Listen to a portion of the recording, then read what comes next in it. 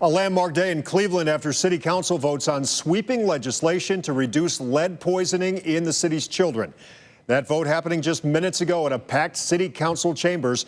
News 5's Jordan Vandenberg was there for it all. Jordan.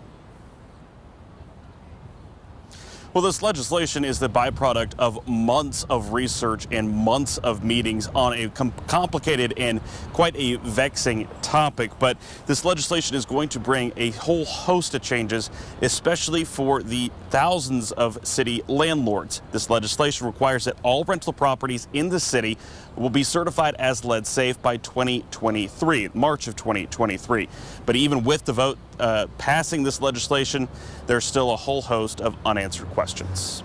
For the Cleveland City Council, it's all about the process. The questions will continue long after the vote is held. You would admit at this table that that is not sufficient.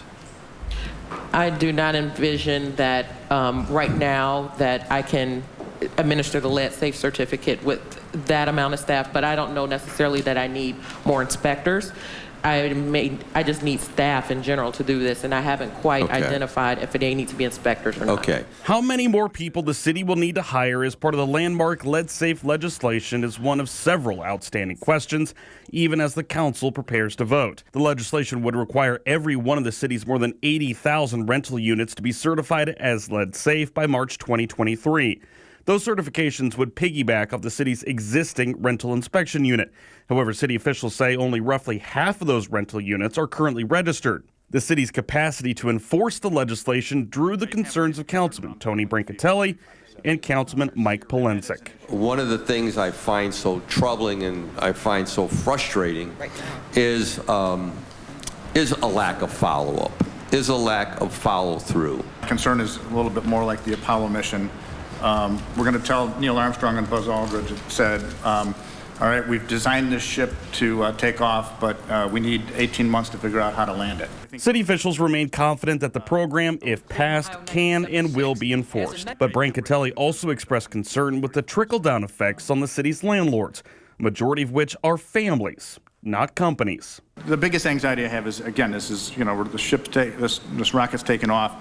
The concern I raised are around displacing families, making sure that we have affordable housing. We know that once we pass this, the rents will go up.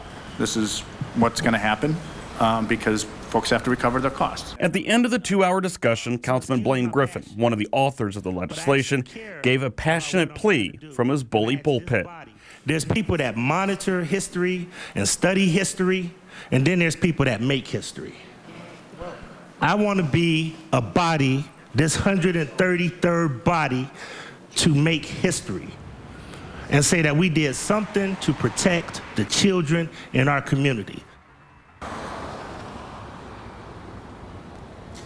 Councilman Brancatelli was the lone nay vote. The legislation passed 15-1. You might remember Cleveland Lead Advocates for Safe Housing, a local community-led local group. They applauded today's vote. Reporting live downtown, Jordan Vandenberg, News 5.